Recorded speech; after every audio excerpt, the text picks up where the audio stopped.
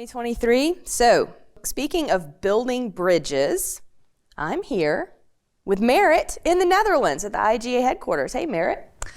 Hey, Jamie. It's so good to have you. I am delighted to see you here in our headquarters in The Hague. Good to see you too.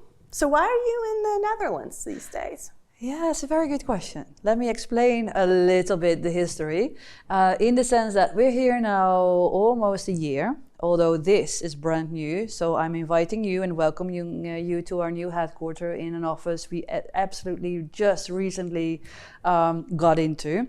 But we've been here for a year, invited by The Hague, a city, as a political city, capital city for the Netherlands, both for advancing geothermal energy worldwide, but also to contribute towards the development of geothermal within Europe and within the Netherlands.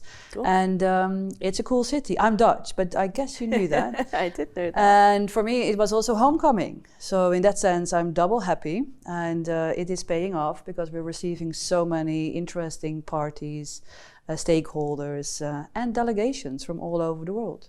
Cool. Yeah, so what is it about The Hague in particular that makes that interesting for geothermal?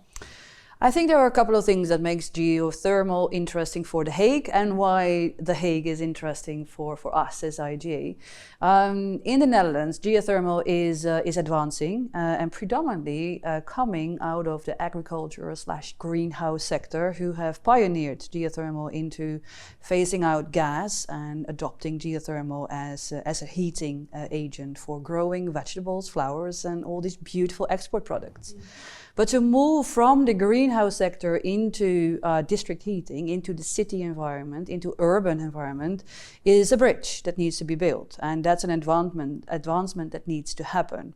And for that, super important is not just focusing on the technological advancement, but also on visibility, awareness raising, communication, and by creating and by serving, let's say, the mindset of citizens all over the world, but also here in the Netherlands, that their energy bills can become quite cheap when you're going to geothermal. Yep. So that's part of why IGA could definitely help that agenda. The Hague is interesting for us because this is the political capital of the Netherlands, so we have here all the ministries, but on top of that, all the embassies are here. Yep. This is the gateway to the world. I have meetings on a daily basis with ambassadors and other diplomats that are trying to do good for their respective countries based here. Yep. So instead of me flying all over the world, I can meet with the world in my beautiful office. Awesome. I love it. Well, I completely agree with your choice to move to The Hague. It's an amazing place, and I think you're absolutely right in terms of diplomacy. So let's pivot to that, diplomacy. How's it going with Congress? So you're about to kick off Congress. It's amazing. Speaking of diplomatic missions, right? That's a biggie. Yeah. It's a biggie. So how's it coming? So we're about to kick it off, huh? Yeah, it's coming after a couple of years of hard work. So we're almost there. China, Beijing is the city to be for geothermal worldwide, and the agenda is fantastic. We have a good agenda. We have some good priorities, some targets that we want to show the world, some standards to talk about. And of course, it is in China, which is a very important player, but also a country with a government that has full throttle put its attention towards geothermal for heating and cooling. Yep. Yeah. It's going well. Who's going to show up? Yeah, that's a very good question. Because what we see, every 3 years we run World Geothermal Congresses, and what we always see is that the audience and the ones who are showing up mostly are coming from either the host country or and the region next to it. So basically the more closer to the city where we're hosting World Geothermal Congress, the more people will come. So within China, what we see is, of course, a lot of Chinese professionals within the geothermal sector, a lot of scientists coming out of the Chinese universities. Mm-hmm. Sinopec as host is offering lots of stipends and fellowships for its younger generation to come and wave the flag for geothermal. But we also see from the neighboring countries quite some good delegations. To pick out two important ones, one is Indonesia, with whom we of course also have a very close relationship. But Indonesia is coming in strong, also because of their push for geothermal, oil and gas geothermal, but also the operators and the government of Indonesia has put a clear target on geothermal as part of their clean energy transition. And we also see from in the wider region, we see interest from Australia and New Zealand. Those are, well, New Zealand is of course an existing player, but Australia is still kicking strong on getting geothermal towards their provinces and towards their governments as well.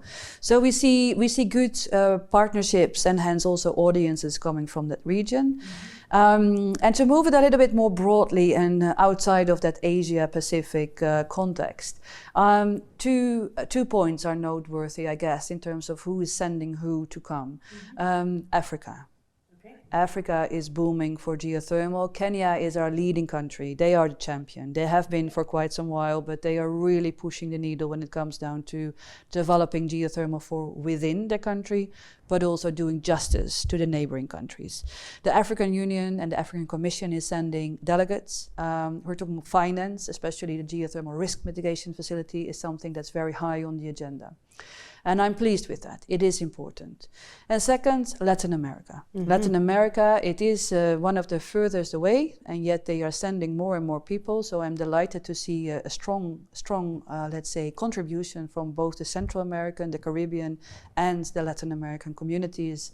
So I think this can be quite an exciting conference to talk beyond electricity, what geothermal can bring to the table. Yeah, so far there's a couple of themes then. So there's diplomacy and landing in The Hague for that. And there's also Congress and an increasing participation coming out of the Global South. Yes. So how do you see those two things combining over the next couple of years to help propel geothermal? What do we need? So ultimately, I think, Jamie, and I think we agree on this, or at least we're trying to get that out to the wider public, and I think both of our organizations are doing that, is we need capital. We need money, to put it very bluntly. We need money to roll into geothermal to get more megawatts online. And we need that in all the countries in the world. Let's be honest, we haven't reached our potential in Europe, we haven't reached the potential in the US. Indonesia is putting great targets, but still the overall potential of Indonesia, for instance, is around 10 gigawatts. The target by the end of 2030 is 4 gigawatts. We are not reaching our potential in the established countries, let alone in the emerging economies, let alone in what we sometimes call the global south, in the ones who are waking up towards the energy transition, or the ones who are seeing and battling the climate change, let's say disadvantagements, sea level rise, but also weather patterns that are destructing and disrupting, for instance, the agricultural business in continental Africa, drought and dry seasons becoming longer, but also wet seasons extending itself. And for all of that, I guess geothermal has an answer. It has a solution to be put forward. Part of that is through diplomatic work. I mean, without the visibility of good diplomacy, there will not be an opening door, let's say, facilitation towards seeing further or advancing geothermal in their respective jurisdictions. But at the same time, we need money to get it deployed. So the combination between advocacy, visibility, and bringing more capital to the game is what we should be doing in the coming years to come. Yep. Well, so one of the things that I find interesting about this conversation in terms of expanding geothermal in the Global South is the relatively small number of dollars that it would take to have an outsized impact. I mean, when you talk about expanding geothermal in industrialized nations, you're talking about very capital-intensive projects, $60 to $100 million a pop, billions of dollars for impact. For the Global South, that story may be different. So can you just explain a little bit about, Give us an example maybe of a project that a geothermal project that could be done in the Global South and what that might cost and what the impact would be, just so we can make that comparison. Yeah, and I think this is such an interesting question to answer in maybe two types of projects. I think one type of project that I often see and is still hard to finance is for instance, take a volcanic island, so a small island development state, which is completely dependent on fossil fuel, predominantly diesel generating electricity for that specific islands. Now, most of the islands on this beautiful planet are volcanic islands, and most of those islands, even when they're not volcanic, have a certain form of heat beneath their feet.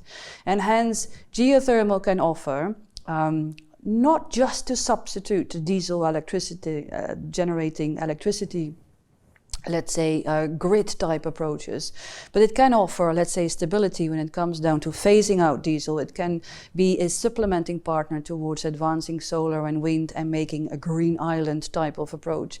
But it can also bring, let's say, products and services to a small island community when it comes down to understanding that geothermal can bring heating and cooling options, and it can industrialize part of the economies through offering heat.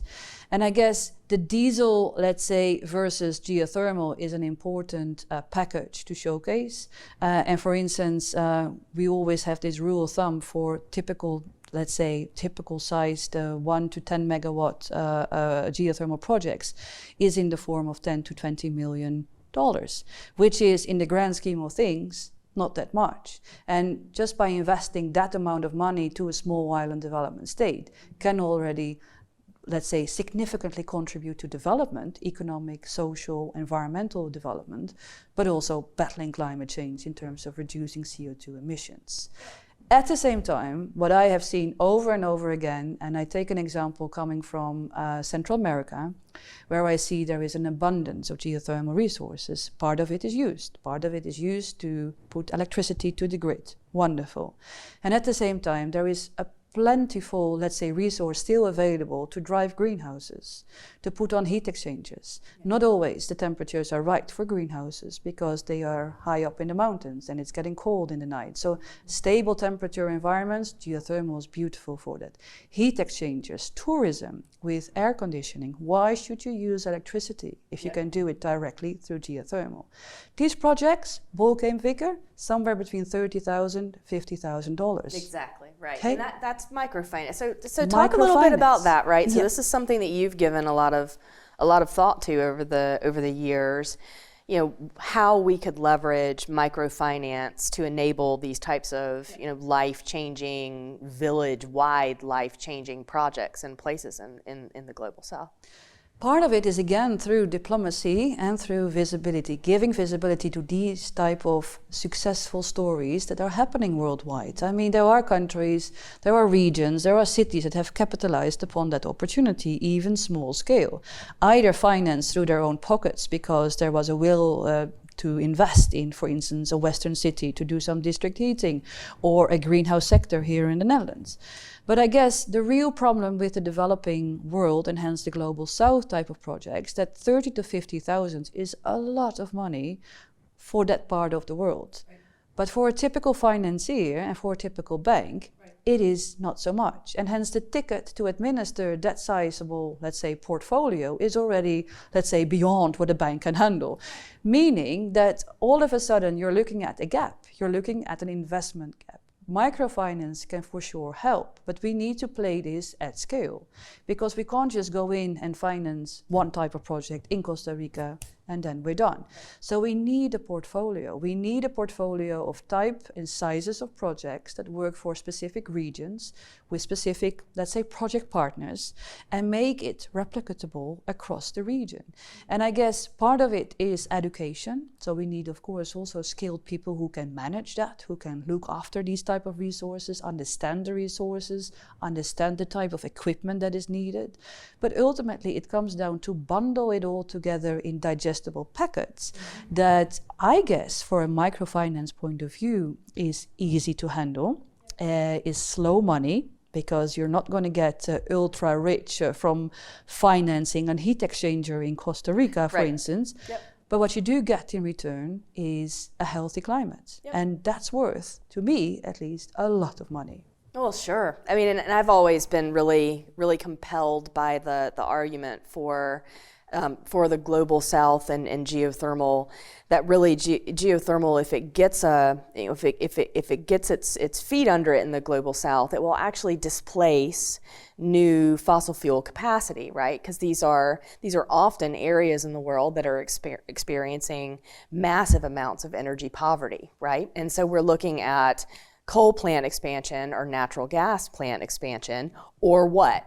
Geothermal, yes. Right? So yes. It's a really cool argument, and I think that from a microfinance standpoint, it's extra special because you're looking at massive impact for $20,000 or $50,000, right? And if you can scale that, what could you achieve? Let's do 50,000 of those, right? Yeah, exactly. And ultimately, if you combine all that, the money itself is probably to an average investor not that much, but what you can do to humankind is just phenomenal. Huge. Yeah. I love it.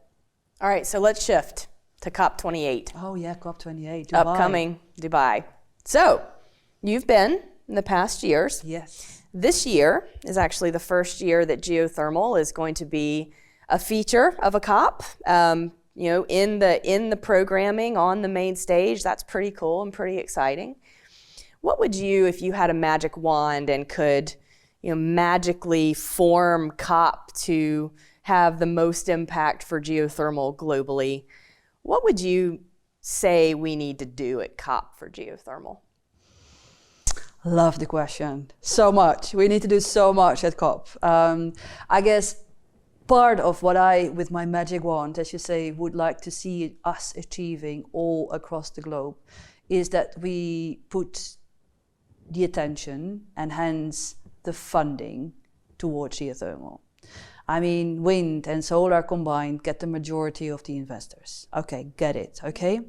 I get it and I got it. I don't get it, but I'll go with that, Marit. But sure. I don't get that. Okay, but we can do it. It does happen, though. It does happen, and it has happened in the past, and maybe it will continue happening in the future. But I think the time is now for geothermal and money.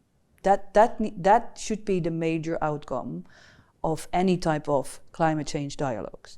And of course, all the usual arguments that we always give is it's base load, it is stability, it's energy security.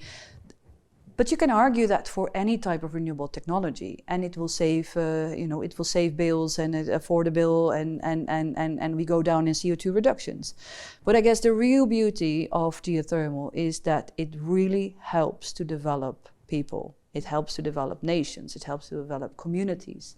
And I guess more so than the other technologies, we are a resource industry. Our geothermal resource can do multiple things. But to finance, let's say, big infrastructure is still easier to get than to finance geothermal in all its forms. So I guess part of the bigger outcomes of COP28, that would be my fantastic sort of magic wand, hopeful thinking here, is that we put the spotlight to geothermal exactly through more capital. Because otherwise we can talk for ages that we are great, that we are so small in terms of land size, that we benefit the planet. But without money, without funding, without structuring the finance such that it benefits project, the developers and the people, we will not go anywhere. What about the oil and gas industry? So the COP is in Dubai. That's been fairly controversial. There's a lot of climate environmental groups who are pretty upset about that. I see that as a gigantic opportunity for geothermal because of the tie with the oil and gas industry. What say you?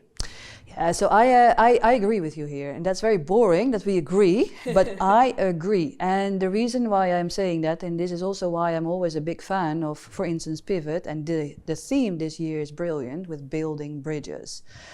We have to build bridges with the ones who can finance, and oil and gas, without a doubt, can finance the energy transition as a whole, but they can specifically finance the scale of geothermal. So I see this as one of the best opportunities for geothermal because it's in Dubai, because it's led by a major oil and gas executive. The United Arab Emirates not only have deep pockets to finance, but also they have a vision of a greener and cleaner economy in the coming 2 to 3 decades. That's the bandwagon. And if we don't jump on that bandwagon, we are going to be left behind. Yep. Love it.